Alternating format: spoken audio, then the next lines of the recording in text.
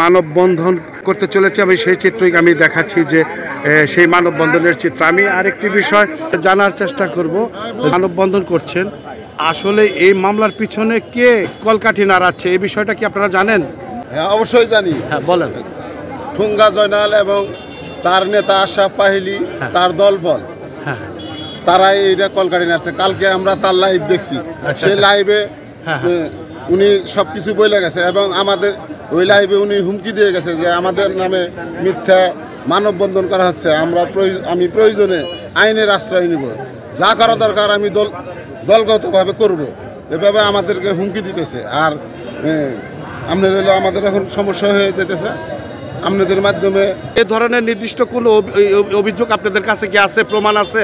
প্রমাণ আমি নিজে এবং আমার এলাকা পাতুলিপাড়া, আমার নাম মাহবুব, আমার জন্মস্থান ব্যাপারীপাড়া, যেখানে আশরাফ পাহিলির জন্ম, আমার ওর জন্ম সেখানে।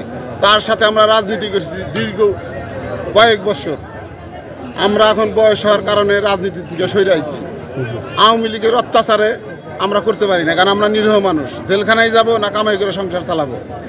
আমরা রাজনীতি বাদ দেওয়ার কারণে উনি আমাদেরকে ডাকে, আমরা যাই না, সেই কারণে মামলাটা দিচ্ছে। সেই কারণে আমাদের বিরুদ্ধে এই সমস্ত মামলা দিচ্ছে। আমরা গতকাল একটা মানববন্ধন দেখেছি, যে মানববন্ধনে একটা ব্যানারে আছে আশরাফ পাহিলির যে ছোট ভাই সম্রাট পাহিলি অ্যাডভোকেট। আপনারা কি আশঙ্কা করছেন যে এই সম্রাট পাহিলির মাধ্যমেই এই আশরাফ পাহিলি তাদের উদ্বুদ্ধ করে এই মামলাটি করেছে, এ ধরনের কি আপনারা ধারণা করছেন? তারা যখন তিনজনই একই দলের লোক, একই গোত্রের লোক, সেটা বলার অবকাশ রাখে না। ধন্যবাদ আপনাকে। আমি এ বিষয়ে আর একটু জানার চেষ্টা করব, যারা সাধারণ খেটে খাওয়া মানুষ, যারা দিন আনে দিন খায় এবং কষ্ট করে জীবিকা নির্বাহ করে, সেই সব লোকজনের আপনার মামলা হয়েছে। আচ্ছা, আপনি একটু দাঁড়ান। প্রিয় দর্শক, দেখতে পাচ্ছেন যে এই যে মুরব্বীর নামেও কিন্তু একটি মামলা হয়েছে, সেই মামলার বিষয়ে ওনার কাছে আমরা জানার চেষ্টা করব। আচ্ছা, বলেন কেন মামলা হয়েছে আপনার নামে? নামটা বলেন। আমার নাম হাজি শাহানুর ইসলাম। জি, আমার নামে যে মামলা হয়েছে আমি এগুলি কিছু জানি না। আমি ফল ব্যবসায়ী। জি, ঠান্ডু ফল ভান্ডার। জি, আমার নামে মামলা হয়েছে, আমি ওগুলি কিছুই জানি না। কে মামলা করছে? কে মামলা করছে? আপনি জানেন না? আমি জানি না। আমি কিছু আমার বোনের বাড়িতে 7 দিনের জন্য বেড়াতে, আমার ভাই ফোন দিছে যে তোর নামে মামলা হয়েছে, টাকার বিনিময়ে নাম কেটে দেবে, এই ধরনের কোনো কিছু কি জানতে পেরেছেন? আমি কিছুটা শুনছি এই ধরনের টাকা পয়সা দাবি করছে। শুনছি। জি, মানববন্ধন করে যাচ্ছে যারা নিরীহ, নিপীড়িত, অসহায়, সাধারণ খেটে খাওয়া মানুষ, তারাই কিন্তু এই মামলার শিকার হয়েছে। কলকবজা টানছেন, আশা করি এই ধরনের থেকে আপনারা বিরত থাকবেন এবং অসহায় মানুষকে খামাখামি এই মিথ্যা বানোয়াট এই ভিত্তিহীন মামলা দিয়ে তাদের হেয় প্রতিপন্ন যাতে না করেন, সেই দিকে আমি দৃষ্টি আকর্ষণ করছি এবং প্রশাসনের দৃষ্টি আকর্ষণ করছি। এই সব মামলা থেকে এই নিরীহ মানুষরা যাতে সুন্দরভাবে মুক্তি পায়, ব্যবসা বাণিজ্য করতে পারে, সেই বিষয়টা আমি জানানোর চেষ্টা করছি। প্রিয় দর্শক, দেখতে পাচ্ছেন এখানে কিন্তু যারা মামলা অভিযুক্ত হয়েছে সেই সব মানুষ কিন্তু এখানে লিপিবদ্ধভাবে দাঁড়িয়ে আছে, সেই বিষয়টা আমি জানানোর চেষ্টা করছি। প্রিয় দর্শক, এখানে মামলা খেয়েছে তাই মানে এই জয়নালকে নিয়ে যে বারবার কথা হচ্ছে, জয়নালকে আসলে প্রকৃত আপনারা চিনেন কি? আমরা জয়নালকে চিনি না, জয়নালের বাড়ি কোনো তাও জানি না, আমরা এরকম কোনো কিছু জানি না জয়নালের। জয়নালকে চিনেন না, জয়নাল আপনাদেরকে চিনে না, মানে এইভাবে আসলে কিভাবে মামলাটা হইলো? মামলা হইতেছে এগুলো হলো একটা মিথ্যা মামলা, যেরকম আমাদেরকে একটা কেন্দ্র করে আমরা শুনছি যে তার নেতা আশরাফ পাহিলি, তার ওই জয়নাল আবদিনের নেতা আশরাফ পাহিলি, সে এটারে করে তারপর আমাদের কাছে অনেক টাকা পয়সার দাবি করে যে মামলা তুলে নেব, টাকা পয়সা দাবি করে। জয়নাল দাবি করে, জয়নাল আবদিন করে, আর এর হলো নেতা হলো আশরাফ পাহিলি। আশরাফ পাহিলির কাছে জানানো হয়েছে, আশরাফ পাহিলি আর কোনো কিছু সুরাহ করতেছে না। তা আশরাফ পাহিলির অনেক ভক্তবৃন্দ থাকতেই পারে, কিন্তু সেখানে আশরাফ পাহিলি কিভাবে জড়িত হবে এখানে? তো এটাই তো বুঝতেছি না। সে টাকা পয়সা চাইছে, এই ধরনের কোনো প্রমাণ পাওয়া গেছে? প্রমাণ আছে, সে টাকা চাইছে আমাদের কাছে, আমরা দেই নাই। কত টাকা চাইছে এটা বলে না। আমরা আরেকজনের সাথে কথা বলবো, যে ব্যবসায়ী সমিতির যিনি সাধারণ সম্পাদক, আমরা তার সাথে কথা বলবো। যে আপনি একটু বলেন তো, যে ব্যবসায়ী জয়নাল আবেদিনকে আপনারা চিনেন কিনা এবং যারা ব্যবসা করে তারা কি রাজনীতি ব্যক্তির সাথে সম্পৃক্ত কিনা?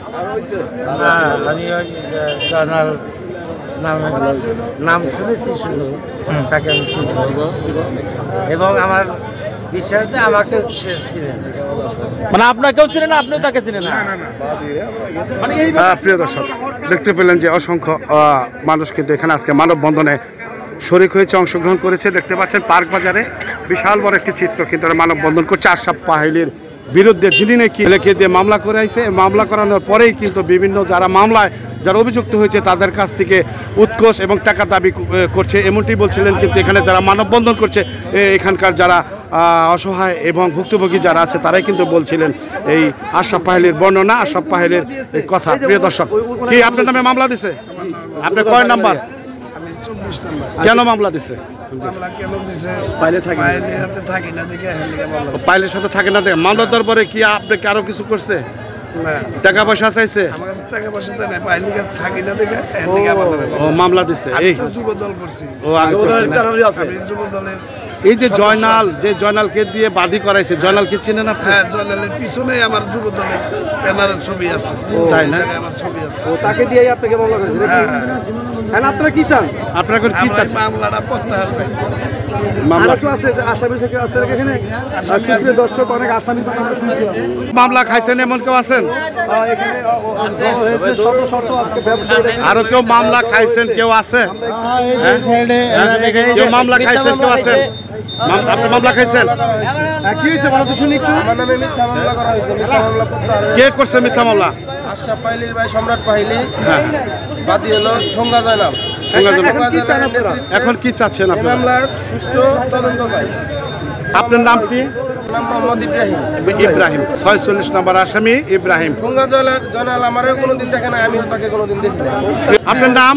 আমার নাম মোহাম্মদ মুশফিকুর রহমান ইমন, বাসা থানাপাড়া। কি করেন আপনি? আমি ব্যবসা করি। আপনার নামে কেন মামলা দিয়েছে? আমার নামে কেন মামলা দিয়েছে এটা আমি জানি না। আমি বাদীকে? বাদী এলো ঠুঙ্গা জয়নাল। আচ্ছা, আচ্ছা। 103 নাম্বার আসামি দিচ্ছে। 3 নম্বর আসামি আপনি? 103। আচ্ছা, হ্যাঁ।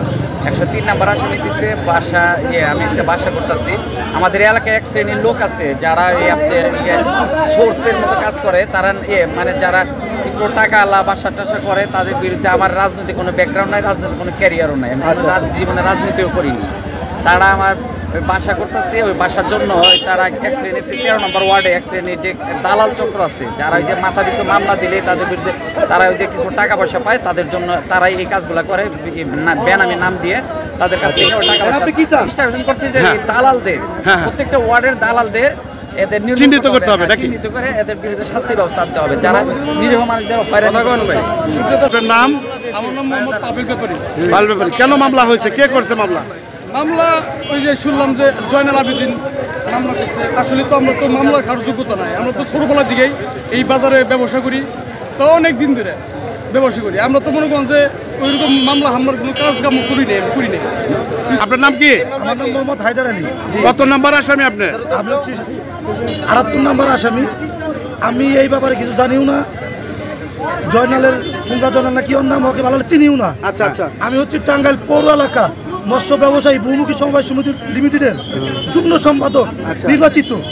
আমি ওই ঠুঙ্গা জয়নালকে কোনোদিন দেখি নাই। উনি আমাদের এই ব্যবসায়ী যারা আছি তাদের হয়রানি করার জন্য, কিছু টাকা ইনকাম করার জন্য আজকে আমাদের এইভাবে হয়রানি করতেছে।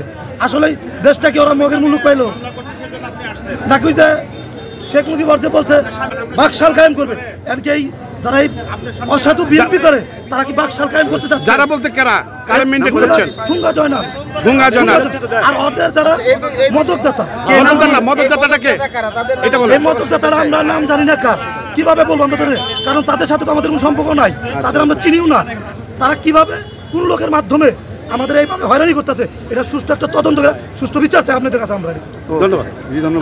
শত শত লোক কিন্তু আজকে পার্কের বাজারে কিন্তু মানববন্ধন করছে এই সাধারণ মানুষ, সেই চিত্রই কিন্তু আমি দেখাচ্ছি। প্রিয় দর্শক, আপনারা দেখতে পাচ্ছেন যে অসংখ্য যারা মামলা খেয়েছে বানোয়াট এবং মিথ্যা মামলা খেয়েছে, সেই সব মামলার যারা এখানে ক্ষতিগ্রস্ত পালিয়ে বেড়াচ্ছে একটা মিথ্যা মামলার সঠিক তদন্তের মাধ্যমে, এই মিথ্যা গুজব মামলার প্রতিবাদে কিন্তু মানববন্ধন করছে। আর আপনারা যে যেখান থেকে দেখছেন সবাই ভিডিওটি শেয়ার করে দেবেন।